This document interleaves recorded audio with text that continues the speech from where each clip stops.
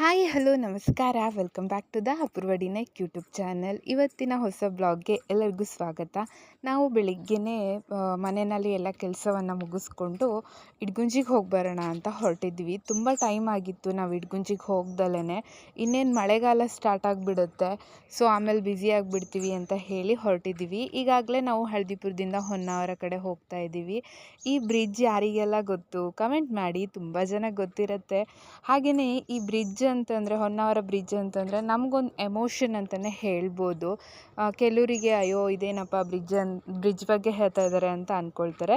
So ನಾವು ಈಗಾಗಲೇ Idagunji arch ಹತ್ರ ಬಂದು ತಲುಪಿದ್ದೀವಿ ಕೂಡ. ನಾನು ಮತ್ತು ಬುಜ್ಜಿ ಇಬ್ಬರು ಹೋಗಿದ್ವಿ. ಹಾಗೆಯೇ ಬೆಳಿಗ್ಗೆನೇ ಹೋಗಿದ್ದರಿಂದ ಅಷ್ಟೊಂದೇನು ರಶ್ ಇರಲಿಲ್ಲ. ಹಾಗೆಯೇ ನಾವು ಇಲ್ಲಿ ಪ್ರಸಾದದ ಚೀಟಿ ಎಲ್ಲ ಮಾಡಿಸ್ಕೊಂಡ್ವಿ. ಇಲ್ಲಿ ಧಾರವಾಡ ಶಾಲೆಯ ಮಕ್ಕಳು ಬಂದಿದ್ದರು, ಸೊ ಅವರೆಲ್ಲ ಫೋಟೋಸ್ ತೊಗೊಳ್ತಾ ಇದ್ರು. ಸೊ ಒಳಗಡೆ ಫೋಟೋಸ್ ವೀಡಿಯೋಸ್ ಅಲೋಡ್ ಇಲ್ಲದೆ ಇರೋ ಕಾರಣದಿಂದ ನಾನು ಹೊರಗಡೆ ಅಷ್ಟೇ ವಿಡಿಯೋ ಮಾಡಿದ್ದೀನಿ. ಹಾಗೆಯೇ ಕೆಲವೊಂದಷ್ಟು ಫೋಟೋಗಳನ್ನು ಕ್ಲಿಕ್ ಮಾಡ್ಕೊಂಡಿದ್ವಿ. ಯಾರೆಲ್ಲ ನನ್ನ ಚಾನೆಲ್ನ ಫಾರ್ ದ ಫಸ್ಟ್ ಟೈಮ್ ವೀಕ್ಷಿಸ್ತಿದ್ದೀರಾ, ಲೈಕ್ ಕಮೆಂಟ್ ಶೇರ್ ಮಾಡಿ. ಹಾಗೆಯೇ ಸಬ್ಸ್ಕ್ರೈಬ್ ಮಾಡಿಕೊಂಡು ವಿಡಿಯೋನ ನೋಡಿ ಅಂತ ಹೇಳ್ಬೋದು. ನಾವು ಇಲ್ಲಿಂದ ಹೊರಟಿದ್ದು ಗುಣವಂತ ದೇವಸ್ಥಾನಕ್ಕೆ. ಇಲ್ಲಿಂದ ಹತ್ತಿರ ಆಗುತ್ತೆ. ಸೊ ಇಲ್ಲಿ ಕಲ್ಯಾಣಿ ಇದೆ. ಇಲ್ಲಿ ಎಕ್ಸ್ಟ್ರಾ ಅಂದರೆ ಹರಕೆ ಇದ್ದವರು ಅಕ್ಕಿ ಕಾಳನ್ನು ಹಾಕ್ಬೋದು. ಅದಕ್ಕೆ ಚೀಟಿ ಮಾಡಿಸ್ಬೇಕಾಗತ್ತೆ. ನಾವೇನಿಲ್ಲಿ ಮಾಡಿಸಿಲ್ಲ. ಸೊ ಗುಣವಂತ ದೇವಸ್ಥಾನ ಓಪನ್ ಆಗಿದೆ. ತುಂಬ ಹಳೆಯ ದೇವಸ್ಥಾನ ಇತ್ತು, ಇವಾಗ ಹೊಸದಾಗಿ ಓಪ್ನಿಂಗ್ ಮಾಡಿದ್ದಾರೆ. ಸೊ ನಾವು ಓಪ್ನಿಂಗ್ ಟೈಮಲ್ಲಿ ಬರೋಕ್ಕಾಗಿರಲಿಲ್ಲ. ತುಂಬಾ ಚೆನ್ನಾಗಿತ್ತು ದೇವಸ್ಥಾನ ಅಂತ ಹೇಳ್ಬೋದು. ಬೆಳಿಗ್ಗೆ ಹೋಗಿದ್ದಕ್ಕೂ ಮಳೆ ಬರ್ತಾ ಇದ್ದಿದ್ದಕ್ಕೂ ನನಗಂತೂ ಸಿಕ್ಕಾಬಿಟ್ಟೆ ಇಷ್ಟ ಆಯಿತು ಅಂತ ಹೇಳ್ಬೋದು. ಹಾಗೆಯೇ ಇಲ್ಲಿನ ಕಲ್ಲಿನ ಕಲಾಕೃತಿಗಳ ಬಗ್ಗೆ ಹೇಳ್ಬೋದು. ಇದು ಜಂಬಿಟ್ಟಿಗೆ ಕಲ್ಲಿಂದ ಕಟ್ಟಿರುವಂಥದ್ದು.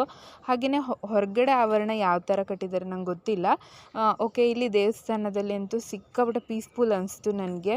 ಹಾಗೆಯೇ ಇಲ್ಲಿ ತುಳಸಿ ಕಟ್ಟೆ ಇರ್ಬೋದು, ಶಿವಲಿಂಗ, ಹಾಗೆಯೇ ಬಾವಿನೂ ಒಳಗಡೆನೇ ಇದೆ. ನೀರಂತೂ ಸಿಕ್ಕಾಪಟ್ಟೆ ಇತ್ತು. ಹಾಗೆಯೇ ನಾವು ಇದು ಫಸ್ಟ್ ಟೈಮ್ ವಿಸಿಟ್ ಮಾಡಿದ್ರಿಂದ ತುಂಬ ರೀಲ್ಸ್ ನೋಡಿದ್ದೆ ನಾನು. ಓಪನಿಂಗ್ ಟೈಮಲ್ಲಿ ಎಲ್ಲ ರೀಲ್ಸ್ ಮಾಡಿ ಹಾಕಿದ್ರು.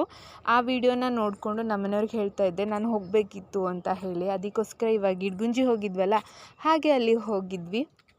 ಹಾಗೆಯೇ ಇಲ್ಲಿ ತುಂಬ ಜನ ಟೂರಿಸ್ಟ್ ಬರ್ತಾರೆ. ಇಲ್ಲಿ ಕಲ್ಲು ಒಳಗಡೆ ಇದೆ, ಇದ್ರ ಒಳಗಡೆ ಅಲ್ಲಾಡ್ತಿದೆ, ನೋಡ್ತಾ ಇರ್ಬೋದು ನೀವು. ಅದು ಮುಟ್ಟಬಾರ್ದು ಅಂತ ಹೇಳಿದರು. ಸೊ ನಾನು ವಿಡಿಯೋ ಮಾಡೋ ಸಲುವಾಗಿ ಜಸ್ಟ್ ಅದನ್ನೊಂದು ಸತಿ ಟ್ರೈ ಮಾಡಿದ್ದೀನಿ ಅಷ್ಟೇ ಕೂಡ. ಪ್ಲೀಸ್ ಯಾರೂ ಮುಟ್ಟಬೇಡಿ, ನಾನು ಮಾಡಿರೋ ತಪ್ಪನ್ನು ನೀವು ಮಾಡಬೇಡಿ ಅಂತ ಕೇಳ್ಕೊಳ್ತೀನಿ. ಇಲ್ಲಿನ ಕಲಾಕೃತಿಗಳ ಬಗ್ಗೆ ಅಂತೂ ಹೇಳೋಕ್ಕಾಗೋದಿಲ್ಲ, ಅಷ್ಟು ಚೆಂದ ಇದೆ.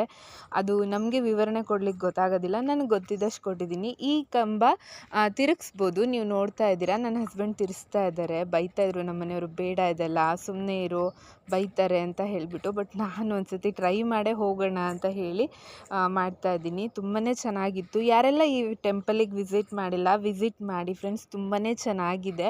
ಹಾಗೆಯೇ ನಾವು ಇಲ್ಲಿ ಪುಷ್ಕರಣಿ ಆ ಕಡೆ ಸೈಡ್ ಹೋಗಲಿಲ್ಲ, ಮಳೆ ಬರ್ತಾಯಿತ್ತು ಸಣ್ಣದಾಗಿ, ಮತ್ತು ಮನೆ ಹೋಗಬೇಕಲ್ಲ, ಅದಕ್ಕೆ ಲೇಟ್ ಆಗುತ್ತೆ ಅಂತ ಹೇಳಿಬಿಟ್ಟು ಜಸ್ಟ್ ವಿಡಿಯೋಸ್ ಅಲ್ಲಿಂದನೇ ಮಾಡಿಕೊಂಡೆ. ಆ ಕಡೆ ಹಸು ಇತ್ತು, ಸೊ ಹೋಗಿದರೆ ಇನ್ನೂ ಚೆನ್ನಾಗಿರ್ತಿತ್ತೇನೋ, ಅದೊಂದು ಮಿಸ್ ಆಯಿತು ನನ್ನ ವೀಡಿಯೋದಲ್ಲಿ.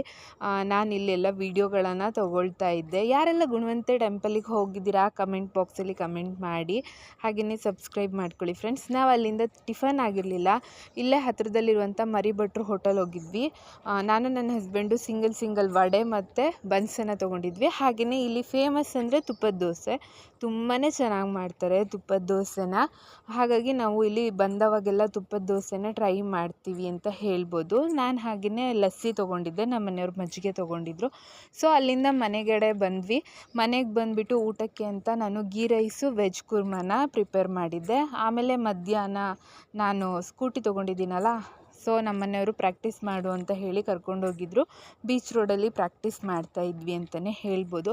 ಸ್ವಲ್ಪ ಟೈಮ್ ಸ್ಕೂಟಿ ಎಲ್ಲ ಪ್ರಾಕ್ಟೀಸ್ ಮಾಡಿಕೊಂಡು ನಂತರ ಮನೆ ಕಡೆಗೆ ಹೋದ್ವಿ ನಾವು.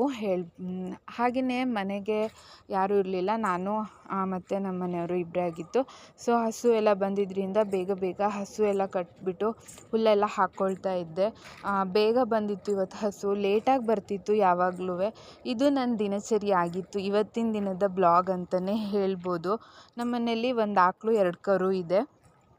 ಹಾಗೆಯೇ ಸ್ವಲ್ಪ ಕೋಳಿಗಳನ್ನು ಸಾಕೊಂಡಿದ್ದೀವಿ. ಬೆಕ್ಕು ನಾಯಿ ಆ್ಯಸ್ ಯೂಶ್ವಲ್ ಇದ್ದೇ ಇರುತ್ತೆ ಎಲ್ಲರ ಮನೆಯಲ್ಲೂ. ಹಾಗೆಯೇ ನಮ್ಮ ಮನೆಯವ್ರು ಬರ್ತಾ ಐಡಿಯಲ್ ಅವ್ರದ್ದು ಐಸ್ ಕ್ರೀಮ್ ತೊಗೊಂಡು ಬಂದಿದ್ರು ರಾತ್ರಿ ನನಗೆ ಅಂತ ಹೇಳಿಬಿಟ್ಟು. ಸೊ ಇವತ್ತಿನ ದಿನನ ಇಲ್ಲಿಗೆ ಎಂಡ್ ಮಾಡ್ತಿದ್ದೀನಿ. Thank you so much. Bye.